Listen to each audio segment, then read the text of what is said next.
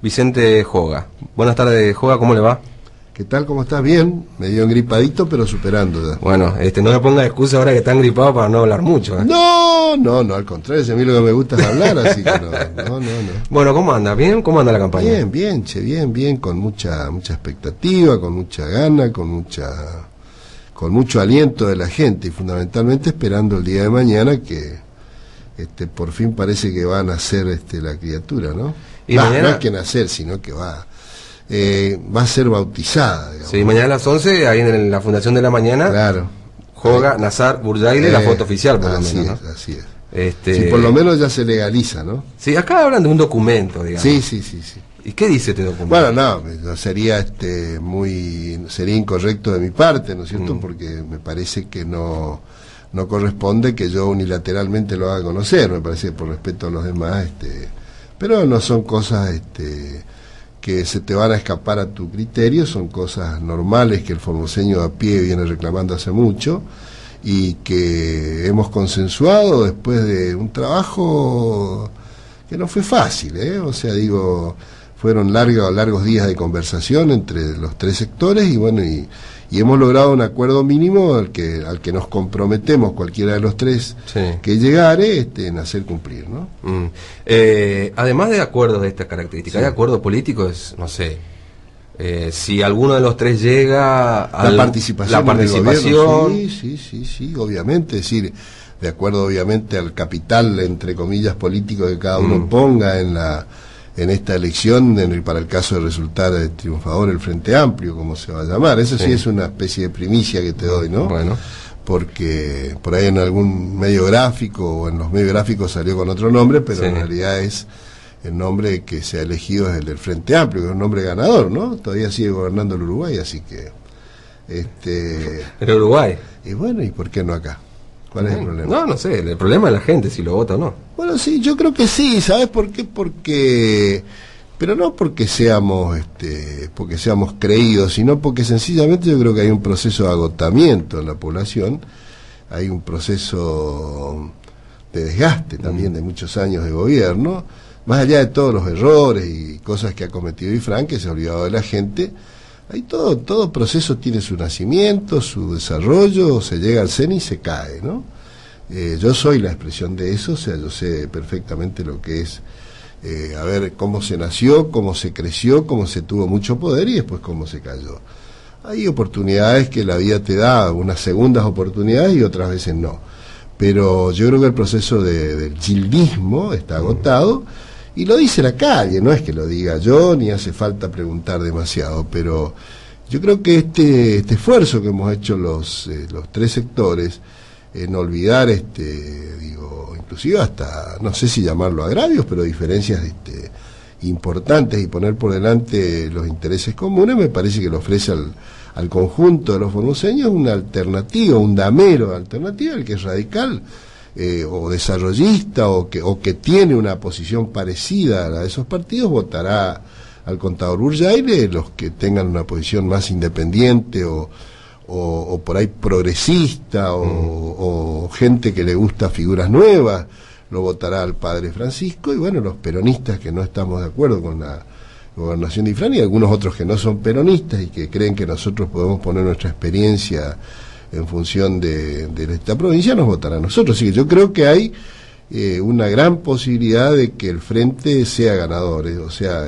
lo digo con absoluta seriedad, no vengo a bravuconear porque no es mi estilo, no es mi forma de ser, y creo que por eso es el nerviosismo del oficialismo, ¿no? Por primera vez se puede encontrar con el horcón del medio. Ahora, cuando usted dice nerviosismo del oficialismo, ¿en qué lo ve, por ejemplo? Y yo lo veo nervioso, por ejemplo, en cosas, como por ejemplo el famoso tema del desendeudamiento de los empleados públicos. Fue una medida absolutamente absurda, tomada, se ve, con un apresuramiento increíble, porque el gobernador en un momento se dio cuenta que fundamentalmente el gran universo de empleados estatales lo ha dejado de mirar como una posibilidad y entonces intentó tomar una iniciativa que era de la oposición y que no era precisamente mía, sino que la había puesto en marcha ya el gobernador Clos en Misiones, lo hizo suyo Capitanich. Aquí la diputada Maglietti había presentado una propuesta. Sí, sí, una propuesta similar con diferencia. Muy parecido a lo que hizo Misiones, en realidad. Claro, pero obviamente cayó en el cajón del olvido del oficialismo, en el cajón de la soberbia del olvido del oficialismo. Nosotros lo tomamos y lo pusimos, le dimos mucha fuerza y le pusimos algunos ingredientes, como por ejemplo el tomar un crédito del Banco Provincia, el compensar ese pago que hacía el Estado comprando la deuda de los empleados públicos con el impuesto solidario, que es la única provincia que lo debe. Bueno, cuando Ifrán vio eso, dijo, desendeudemos. Y aparte la usura que se veía en las calles de Formosa, y todos los días aparecía una cueva distinta con un cartelito. Se cerraban las poquitas fábricas que había, o los comercios, pero se abrían financieras truchas.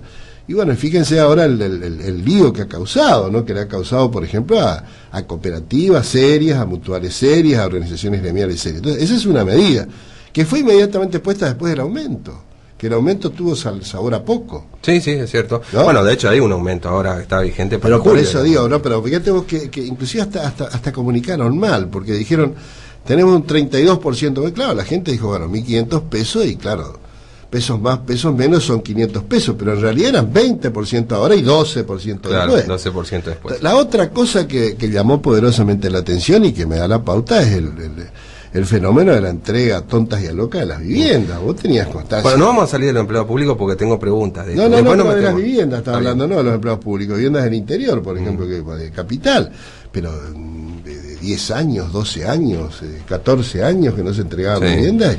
Y bueno, de pronto se entregaban. Y el famoso operativo por nuestra gente nadie, como digo yo, porque no va nadie, van las 4x4 y bueno, todo eso muy junto, digo, ¿no? A mí me parece que es un estado donde por primera vez el oficialismo siente que hay alguien que pueda hacerle frente. Bueno, justamente acá me preguntan al 22020, dice, bueno, ¿qué propuestas tienen para los empleados públicos? Bueno, usted fue gobernador, ya digamos. La propuesta que tenemos es la que nosotros hicimos en su momento, digo, con nuestros más y nuestros menos. Durante nuestro gobierno, en circunstancias muy difíciles, muy distintas, sin viento de cola, con los pesos contándolo para poder pagar los salarios, funcionarios paritarias. Y yo creo que las paritarias son fundamentales. El Estado como empleador discute con los trabajadores y hay que hacerlo, no es malo eso, no hay que tenerle miedo a la tensión. Mire que queda grabado después por las dudas, ¿eh? Pero es que yo lo he dicho, no está grabado, sino que está escrito, está publicado, ¿no? Y aparte es uno de los artículos que firmamos ahora. Así que digamos, armar una ley de paritarias. Que se discuta no, la ley de paritarias existe, o sea, lo que a nivel nacional, a nivel provincial. Claro, y bueno, y convocar a paritarias, y bueno, y allí se establece la discusión, y bueno, y hay que tener uñas para guitarrero, hay que poner... Claro, porque a ver, a mí me da la sensación de que la voluntad para convocar, para sentarse a hablar de salario, no es la sensación, tengo la seguridad, de que tiene que ver con la voluntad del gobernante. Por eso hablo de una normativa provincial que establezca la obligatoriedad, que los gobiernos y los sindicatos públicos se sienten a debatir, digamos. Bueno, pero nosotros lo hemos hecho, o sea que no es, vos sos un poco joven todavía, pero... la verdad que sí. Pero me tocó su gobierno, le digo, me tocó el de Infran, 99 por eso. Entonces, pero nosotros todos tenemos el problema de nuestros antecedentes, digamos, ¿no? El archivo nuestro está. O sea, hay que ir a buscarlo nomás. Y el Comercial es un diario que no era precisamente oficialista en mi época, ¿no? Y bueno, y está, o sea, nosotros hemos tenido paro y marchas y bueno, y no nos han tratado bien, a veces eran compañeros, o sea que pero es que así tiene que ser, o sea, digo, yo creo que dentro de un marco que corresponde, si nadie... Cuando usted dice así tiene que ser, ¿es porque ve que los sindicatos acá, la gran mayoría, están cooptados por el oficialismo? Totalmente. Hoy hablábamos con los compañeros de ATE y le decía que salvo honrosas excepciones, como algunos gremios en el sector docente y el caso de ATE, que en alguna medida pelean, los demás gremios realmente parecen financieras, donde uno va a buscar una garrafa o los 100 pesos para llegar a fin de mes, digo, ¿no? Me parece que eso no sirve, porque creo que llega un momento en que ese proceso harta a la gente, y creo que es lo que ha pasado, ¿no? Acá me preguntan, vamos a hablar un poco de política, ¿le parece? ¿No? Dice, preguntarle al doctor Joga, me dice Víctor, si se siente culpable por haber dejado a Infran en el poder. No. Primero vamos a poner en claro, Víctor, yo no soy el papá de Infran. El papá de Infran fue un señor... Bueno, pero usted confió en él para que se haga. No, yo soy culpable, entre comillas, digo, ¿no? de haberlo elegido, porque esa vez sí la conducción del peronismo me dio la posibilidad de elegirlo como candidato a vicegobernador. Sí. Eso sí es cierto. No tengo quejas en los 8 años que fue mi vicegobernador, se comportó lealmente, como corresponde. Bueno, llegó el momento en que se había cumplido el mandato constitucional que establecía, no obstante nosotros tener la posibilidad de aplicar la misma cláusula que el doctor Angeló estaba aplicando en Córdoba, que era mirar las leyes para el futuro como corresponde, dijimos, no, cumplimos los 8 años, nos vamos. Y bueno, y Fran planteó la posibilidad de ser él, los compañeros creyeron que reunía las condiciones y el pueblo formoseño lo votó. Pero si me quiere hacer responsable, puedo hacerme responsable de esa parte. Ahora, pero algo lo que de no bueno, me hago responsable de los otros 4 periodos, los 3 periodos siguientes, porque allí votamos, les pedí a los formoseños que le votaran en contra y le votaron a favor, así que la otra parte tiene responsabilidad. Ahora, ¿no? le voy a preguntar una cosa. Sí. Hablamos de muchas cosas, que usted habló del desgaste de Infran, sí. Algo bueno debe tener, ¿no? Para que la gente... No. Yo creo que, mirá, yo creo que, por ejemplo, decir que Ifrán no ha hecho un plan de obras me parece que es ser necio. O sea, yo no. Aparte yo he dicho que si yo llego al gobierno voy a continuar haciendo lo que Ifrán hace bien, voy a hacer lo que Ifrán no hizo y voy a corregir lo que hizo mal. Yo no vengo a tirar abajo las escuelas, ni las salas de primeros auxilios, ni las rutas, aunque algunas rutas dejan bastante que desear, digo, en todo caso habrá que arreglarlas. Pero lo que está hecho bien hay que continuarlo. A mí me parece que esto, digo, la democracia está madura en la Argentina como para ser una pelea de chicos, de perros y gatos, ¿no? Yo no estoy diciendo que no, creo que le ha errado en otras cosas. Por ejemplo, si nosotros hablamos de la matriz productiva, salvo el sector ganadero, el resto ya no existe en la provincia. Si hablamos del sector industrial, lo poquito que había se perdió. Sí. Pero lo que sí tiene una cuestión muy es mágica, ¿no?